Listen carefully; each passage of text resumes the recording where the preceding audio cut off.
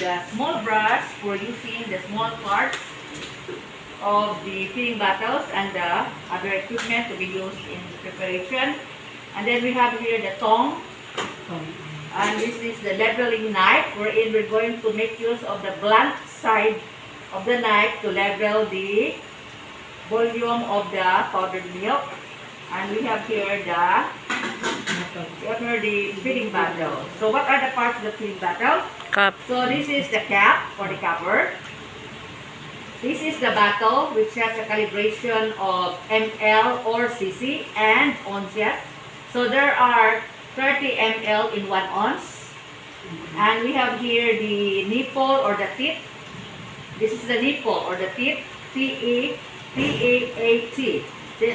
And this is the ring with a groove. No? Also this one has a groove, the bottle, no?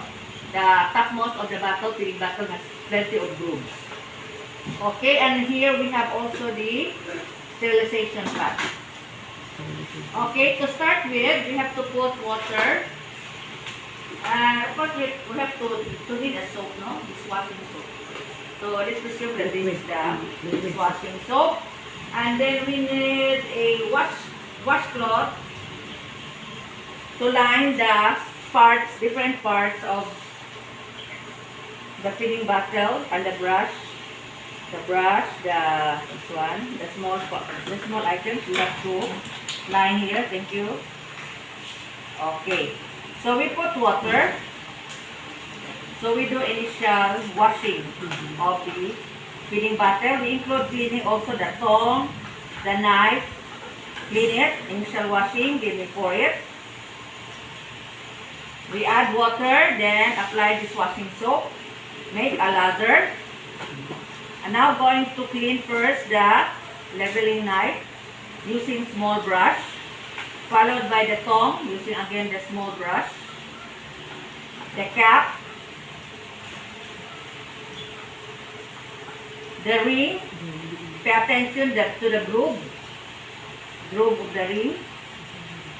And then we have here the tip. Brush well.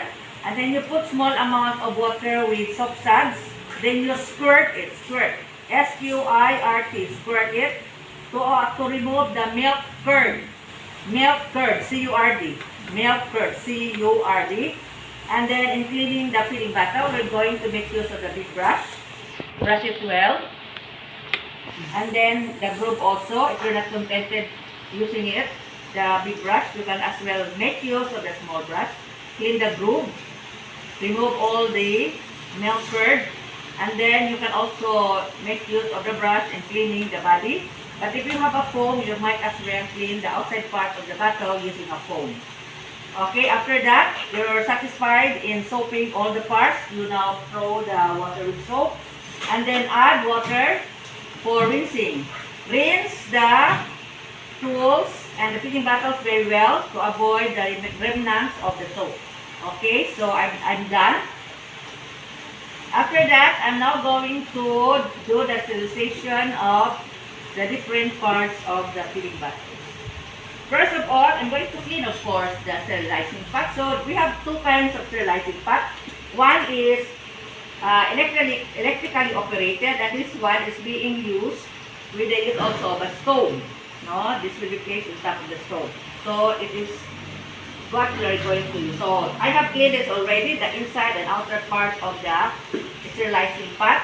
And now I'm going to add water, at least one half full of water inside the sterilizing pot. And then every time you open the cover, you situate it, you place it upside down, like this, upside down.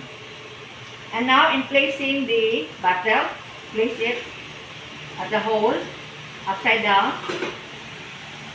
And then the tongue, the leveling knife.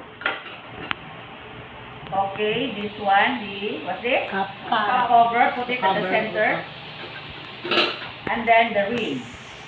As you've noticed, I have not included first the nipple because it might melt. And then cover it. Place it on top of the stove. Place on top of the stove.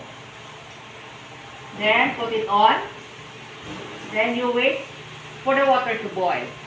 When the water starts boiling, that's the time to count the sterilization time, 20 to 25 minutes after boiling point. No, you don't count the sterilization time as soon as you put this on top of that stove. Rather, you start counting when the water starts boiling. So you count sterilization time 20 to 25 minutes after boiling point. Okay, now I'm going to open it. Started boiling, I turn off the oven or stove. Then upside down. I'm now going to drop the nipple. Drop the nipple, then cover it again. Wait for additional 5 minutes. After 5 minutes, okay, I'm satisfied. Open. Let it cool. Let it cool because we're going to pick the tongue first. So my basin is made of plastic. So this is very clean basin, plastic basin. But if you're going to make use of aluminum or stainless, it should be sterilized first. Sterilized. Okay. So starting to get all the items, remove first the tongue, the bottle, put it inside a very clean basin. Then followed by the ring. You can hold outside. Then you pick up the nipple, assemble it. Be sure when you assemble, it should be on top of the clean basin. Just if in case it will accidentally fall down, so it will be caught by the basin. Then put it on top of the filling bottle. Then you pick the cover. Okay, cover the nipple. And then you get the leveling knife. You can cut it with your bare hand. Okay, put it at the center. Okay, now I'm ready to prepare the milk formula. So in the preparation of milk formula, the ratio is, the regular ratio or the standard ratio is 2:1. When you're going to interpret it, 2 ounces of water and 1 scoop of milk. But it depends upon the age of the baby. So you have to read the instruction at the back of the can of the powdered milk. You have to read how old is the baby. There's an equivalent ratio here. But the standard ratio that you're going to base is 2:1, 2 ounces of water and 1 scoop of milk.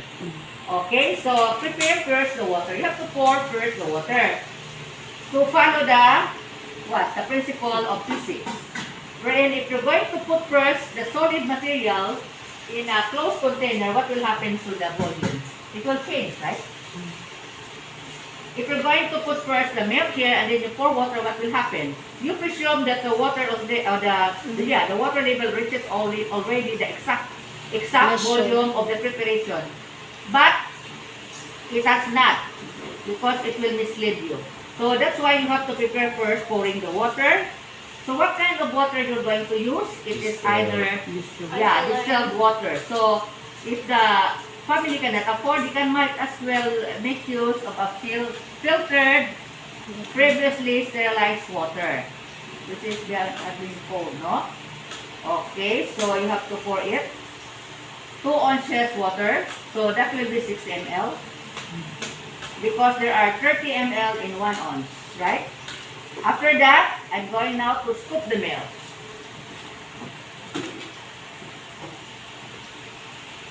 So I did hand washing, very important, hand washing class, huh? You're not supposed to wear gloves. No gloves.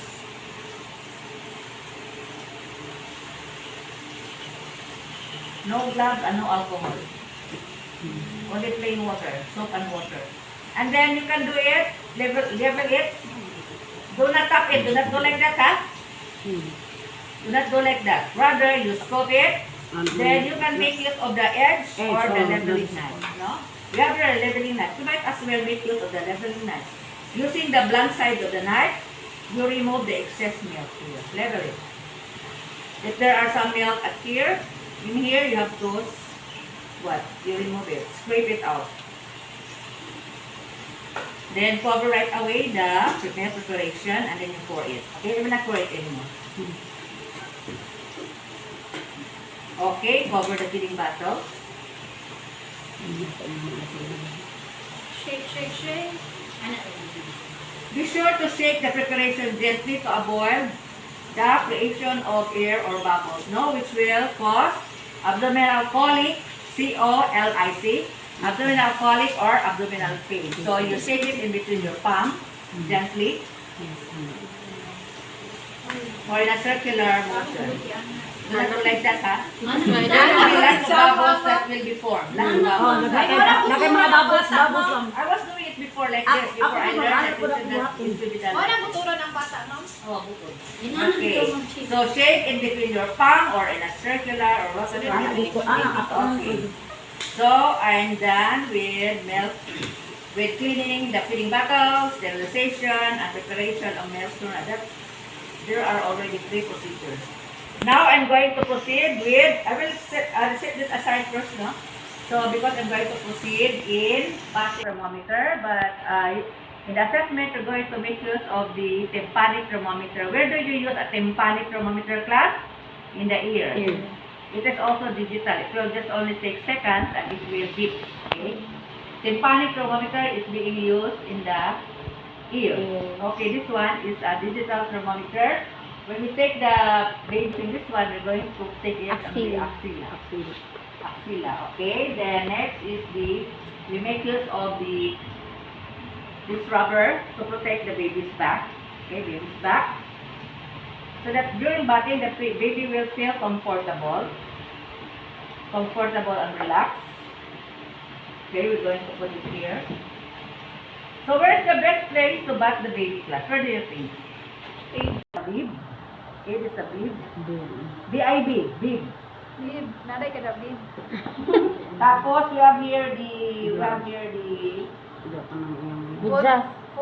okay, butis. Butis. Butis. So when you put on the butis, it should also always be wrong side out to avoid accidental cutting of the baby's fingers and toes, which are still very soft. Okay, and then we have here the cap. Where you always cover the baby's head to avoid congestion. What is congestion, class? Congestion is where you're going to what? Cause cough, colds, and fever to the baby. Congestion. And this is, of course, the undergarment or the pajamas of the baby. Undergarment here. And then next is the mittens. M-I-T-T-N-S. Mittens. Gloves or gloves. So the this one, the butis, can also be called as the socks. The gloves is also called as the mittens. O-O-D-E-D, towel or flanella, no? Flanella. Flanella is F-L. Franila po sa Ay, Franila lang. Flanella. Oh, so sa English, Flanella. Flanella. And then we have here a tray, of course, where we're going to put the small items that we're going to need in bathing the baby. We have here 2 kidney basins plus. 2 kidney for the cotton ball. We have another receptacle for the cotton buds or cotton pledgets. Cotton buds or cotton pledgets. Of course, we need a basin. We have here the sterile pick-up forceps, straight Kelly. This is a straight Kelly. When you're going to submerge pick-up forceps class, it should be open. Then you put it inside, Lysol with boiled water, close. And then inside you have to open, no? Yes. So that the Lysol will go inside in between the thumb. And then of course the thermometer. And we need an alcohol for feeding the baby's umbilical. Powder. No, we don't. Powder is not recommended. We're going to check it in the axilla. So this is a tympanic thermometer. My baby is afebrile, no fever. The temperature is 36.5 degrees centigrade. So I can bath the baby. So I have to check, of course, after checking the thermometer, it's negative, afebrile. So my things are ready now. And then before anything else, I'm going to put bath blanket. I-W-A-I-N-G or sliding of the bathtub. Okay. Avoid sleeping or sliding on the bathtub.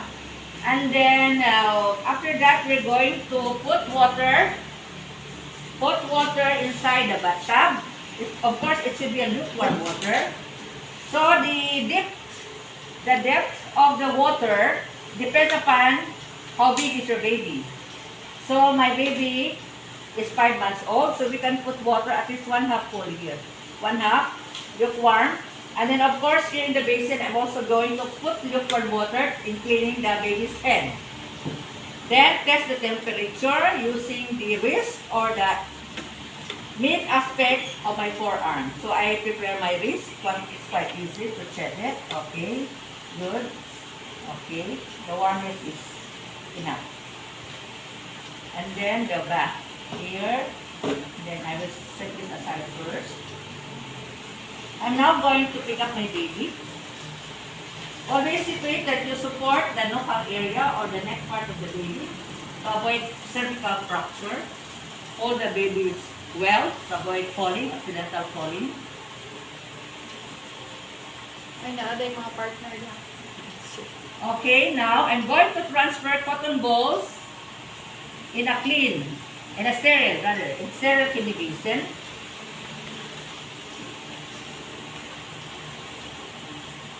Hand washing, of course, no gloves.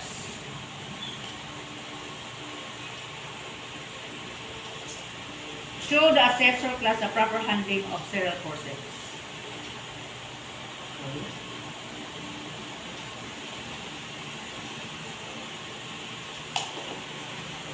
Cleaning the eyes.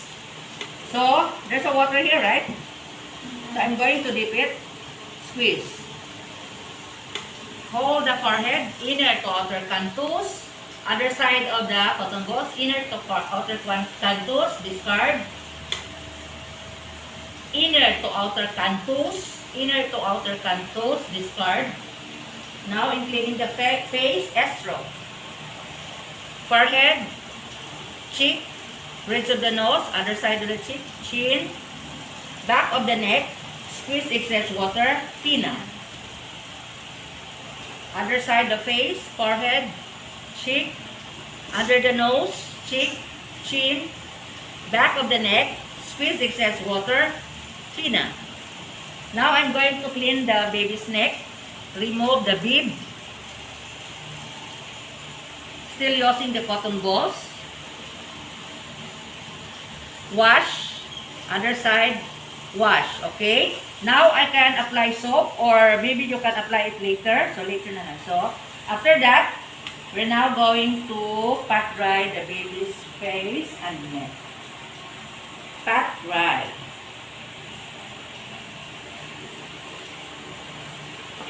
Okay, pat dry.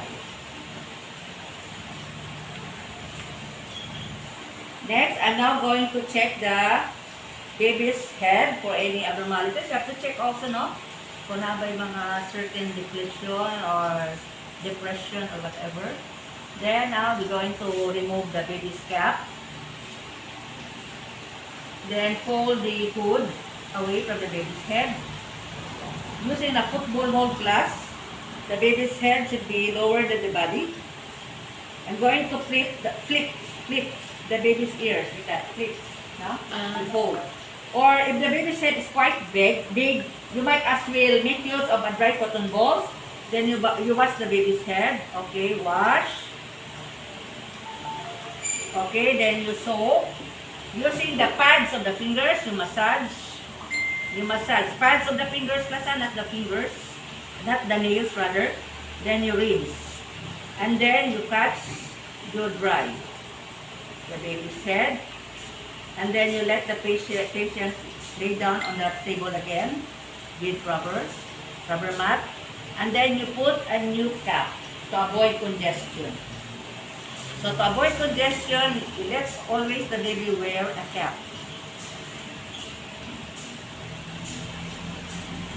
This time, I'm now going to check the baby's diaper. Remove now the booties or the socks. Remove the pajamas or undergarment.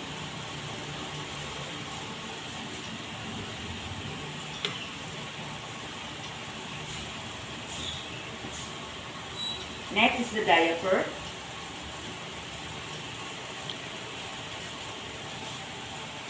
So this is the clean side of the diaper. The baby has defecated. It's dirty under there, but this is clean. So you can make use this one to clean initially. So the baby is a male. Now I'm going to clean first the penis. Clean it well. Remove the urine if there's pieces also, and then don't forget to clean the under the scrotum. Then you clean the groin, both groin. And then after that, using this side, you're going to fold it underneath the patient or the buttocks of the baby. Then you let the baby lie on it. So this is the clean side, right? This is the clean side. So the baby's buttocks will be there on top of it. Okay? So the piece is under, this is clean. Okay, you cover the part of the baby's body, which is not being clean, to avoid chilling, of course. Cover. And then, you now make use again of the cotton ball. So you have made use this one and clean the baby's head. So this is the one that is dirty. So lukewarm water, you pour. Then you do initial cleaning. Okay, penis, scrotum, scard. Okay, we have here the groin, the other side of the groin. Then you lift the baby's legs. Clean the buttocks, and then don't forget the gluteal fold. Depending upon how dirty it is, you have to repeat it. Okay? So I'm done. Now I'm going to proceed cleaning the baby's body. Remove the shirt, mittens first, or the gloves. Then the baby's shirt.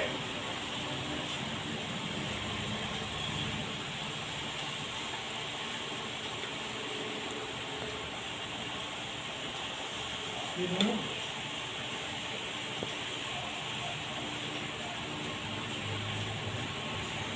Other side.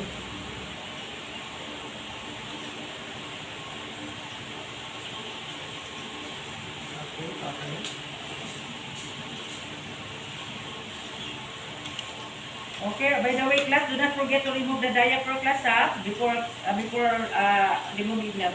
The way that you're going to fold it is like this, the technique. And then you snap it with a Velcro.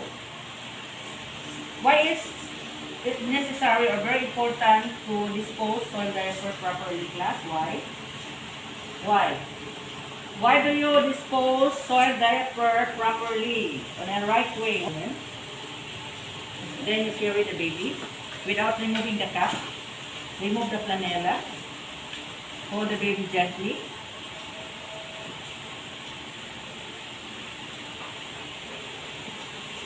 In a semi-setting, semi-reclining position, I'm now going to clean the baby's body, starting from the neck, the shoulders, the axilla, the upper arm, the forearm, the hand. Pay attention in between the fingers, the other hand, fingers. Then you go to the chest, abdomen, and then here's the groin, clean, the perineum, the thigh, the legs, and then you go down to the feet. Pay attention in between the toes. Okay, and now going to apply soap. Okay, same process. Pay particular attention in the creases or folds of the patient's body or the baby's body. Again, I'm going now to rinse. Transfer the baby to your underside of your arm and then clean the back. Okay? In a semi-prone position, clean out the back, knuckle area or back of the neck, shoulder, okay, the arms, okay, the back, creases, the creases of the back, and then the buttocks, gluteal fold, and then you go down to the thigh, popliteal area, the legs, and the feet. And then you apply soap. Okay, same process or same sequence. Pay attention to the creases of the baby's body, and of course the gluteal folds and the popliteal area, and the feet. After that, rinse. Okay, I have rinsed the baby's body very well, so I'm going to transfer him on my chest and then wrap the baby immediately to avoid chilling. Wrap. Okay. Then you let the baby lie on the padded table. Then you pat dry very well the baby's body. Paying attention the axilla, fingers, and toes. No? And the groin also. The hidden part of the baby's body, you have to pay particular attention. And then after patting the baby dry, well, you have now to lay down the or position the new flanella.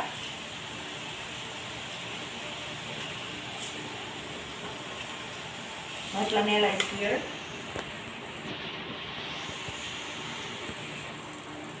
Or the hooded towel.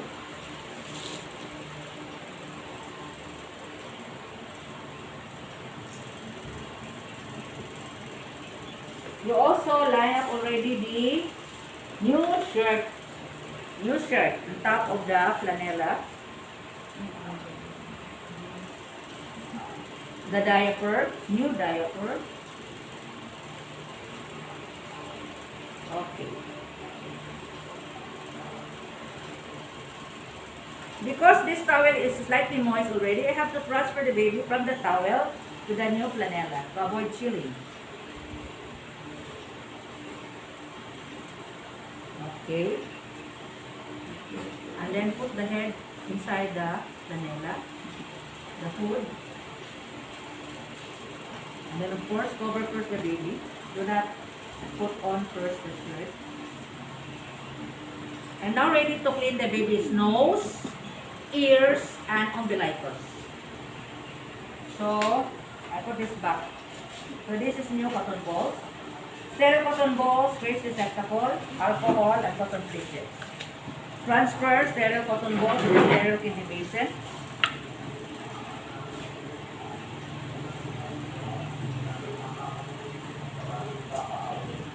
Okay. Then, first and foremost, before I handle or hold the alcohol, I'm first going to clean the baby's nose using a slightly moist cotton platelet. Wow. Yan. So, you moisten this one. Squeeze. Clean the baby's nose to remove mucus and booger. Booger is kulangot. Okay, discard. Then using another, but this time another cotton pledgets or cotton buds. This time it is dry. You clean now the ears, but do not insert it so deeply that you might prick the eardrum of the baby. No? Okay, the other side. Okay, this part. In cleaning the baby's umbilicus or navel, expose only the part to be cleaned, which is the navel. I already have here sterile cotton balls. I'm now going to pour isopropyl, 70% isopropyl alcohol on the sterile cotton balls. And then I'm going to pour also alcohol in my hands before starting picking up the sterile cotton balls with alcohol. In cleaning the baby's umbilicus class, if this is the umbilicus, you have to prolong in the umbilicus by itself, then you go out. Once you go out from the umbilicus, do not return it anymore at the center. Okay? Yeah, inner to outer. So here, the inner, clean it very well. Do not apply so much pressure. And then you go out, then you discard, repeat. At least 3 times, klasa. Inner side of the umbilicus or navel. Then you go out. Circular motion, inner to outer. Okay, center or inner, then outer. Okay, I'm done. I'm now going to dress the baby. First, I'm going to put on the mitten to avoid scratching of the baby's face. And also, be sure that it is wrong side out to avoid accidental cutting of the fingers Okay, expose only the part to the breast.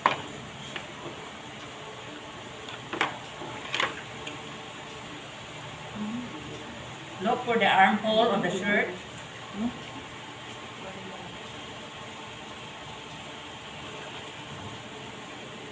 Okay. Then cover the baby. Other side. Mitten. Wrong side out. Armhole of the shirt.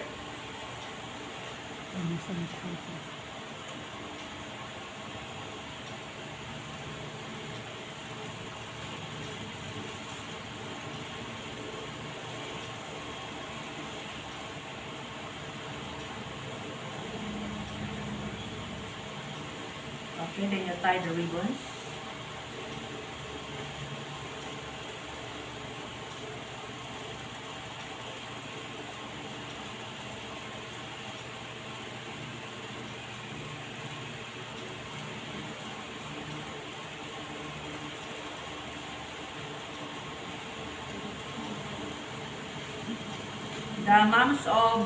The moms here can easily do this, but the single ladies will have difficulty. But those who have taken care of their small baby, the small sibling, can do this, right? Yes. Yes, ma'am. Can do this fast. Matik ka kaya naman sa buto. Younger siblings. Or you did not help your mom taking care of your younger siblings. You did that? Oh, for you. Kambal ganito akong Ha? Kambal ganito akong alagaan. Kambal? Mm-mm. Oh, expert na ka. So you will have no difficulty in doing this thing. Me, I was not using this kind of shirt when my kid was still a baby. This kind of shirt I did not use. Katong largo na t-shirt, Yes. ma'am. Mawang po daw kadto rang first week ata. Kana kay 1 week to 2 weeks naman ako naggamit ana ma'am. 1 to 2 weeks na ako naggamit. Even though, Pero pag kahuman wala na katunang ko ana dayon. T-shirt na largo. Largo na. shirt. Upat ko nakabok tis ko Okay, kakapon. and then after that, you Puti kayo nalabot put eh. Oh, the... nakatagagmati. What do you think is the next that I'm going to put onto the baby? Ang iyahang Socks no. Adili. Diaper. Diaper na. Nana pa yan ma'am. Ay, sorry po. Nana diaper ma'am. Ikuan na lang. Diaper. Butang na lang. Ay, bali, ay, kay up. Then do not insert the shirt guys ha. Do not insert the shirt. Sabay swelling. Okay, basi mangihi manggod siya. Mo magina tong purpose. Oo, nahon na kong gaya, pero Oh, ako pa rin nga naman ko sa unang Baliktad unang diaper ma'am kasi Pasirat ate, mangihi. no? Basi mo sirit og kali. Oh, Cha. of course. Sorry po guys. Then again, do not sakit insert sa ulo, the shirt guys. in the socket outside the diaper. Ano mo pwede ko anong kay bata Okay, wala. after that class, Yes you na put lang. on the undergarment of the pajamas. Where are you? yan naman. Okay, this one. Cute kaya ba dyan? Nga lagi kagagmay no basta bata. Cute. Ang kay put. Sorry. Oh, sa ulo big kiss bagid to. Mabuang pag kuan mabandaging ba kay. Oh, big. Left over right, right Ang over karon kay clip na right lang ba over yan? left over right. Clip na lang biyang Oh, karon. ang karon clip na lang. Sa una gamit to ka. Okay. Hasid. Also, when you do umbilical cord, when you cut it, it's already clipped and then na- Oo, clip na lang. Okay, and then you put Pero ako magapang ba ko anong day? booties Na, or yan ang magyapon this, mo. Ibutang ya po kay basi wrong magudlot ba. side out again. Ma'am, advisable ba ma'am ka na magbasa bitaw ang iyang umbilay ko sa bata kay ang mo gina ang ilahang kuan sa akong namatan kay butag pulbos. It will just cake the Ilipyuhan moisture naman ko area na siya and kung ano, it no? will be attacked by Alcohol. microorganisms. Cake baka mo ba? Hindi ka na Mga ano, dahil gibali ng kuan na but. Pwede ma-irritate. Pwede ma-irritate. Mummify or wrap the baby. Swaddle, mummify or wrap the baby with a flannel. Okay, alternate. Here, then down. Na nagmura man pud dai ta nagkuan, nag bidmiki.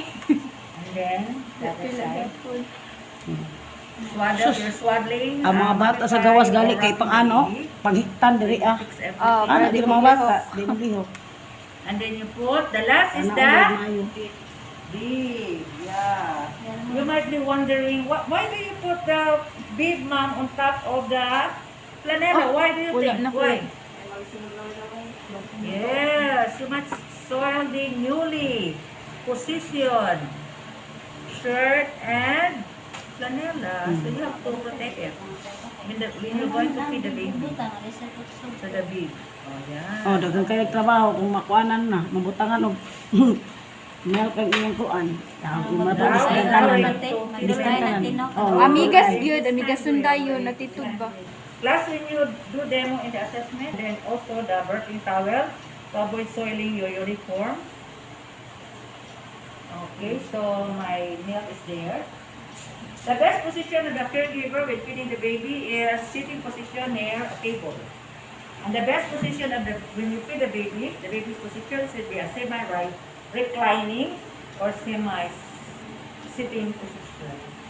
Can you borrow a chair, please? Natay Without a... Diyan na lang po, para easy. Ano mag Side down. Then this is the way how to hold the baby button na. Okay? Then stimulate the rooting reflex. Okay, yes. Put your small finger at the side of the baby's mouth. Once the baby's mouth will open, put the nipple or the teeth. Then be sure that the milk will fill the space of the nipple. Okay, the outside part of the nipple. Then when the baby is done feeding, you again stimulate the rooting reflex, the side of the mouth, then you pull. Okay, then you cover. Then you wipe the baby's mouth. And now ready to birth the baby. The first way of birthing the baby is shoulder birth. So the baby's abdomen is against my shoulder. Then massage the baby's back. Observe the baby. If the baby has not choked. Okay, then after that, the sitting down birth. Let the baby's back rest on your chest and then transfer the birthing towel at the crook of your arm. Crook. C-R-O-O-K. Then your forearm should be against the baby's abdomen. Apply pressure. Observe the baby. And the last way of birthing the baby is the prone or lap birth. L-E-P. P-R-O-O-N-E, prone or lap. So, the birthing towel is hanging on the side of your thigh. And then the baby's head should be lower than the body. The baby's abdomen should be against my thigh. Then massage. Then observe the baby for any untoward signs and symptoms like choking, lowest discoloration of the face. Okay, massage. Then I'm done. Okay, so I'm going now to return the baby on the crib. Before doing that, you will tell the assessor, ma'am, the baby has not defecated, or else, what will happen? If you say, ma'am, the baby has defecated, what is the next step for the baby? Change Change diaper. diaper. So your procedure will be prolonged. So you better say, ma'am, before returning the baby on the crib, I've had to check the baby's diaper if the baby has defecated. Luckily, the baby has not defecated. So I have returned the baby to the crib. But you have to check first the crib for what? For presence of small and sharp objects, presence of insects, and avoid excessive pillows. Avoid excessive pillows. So put the baby on the crib. Then be sure there's a pillow under the baby's head, or if you can do like this, better, so that the baby will not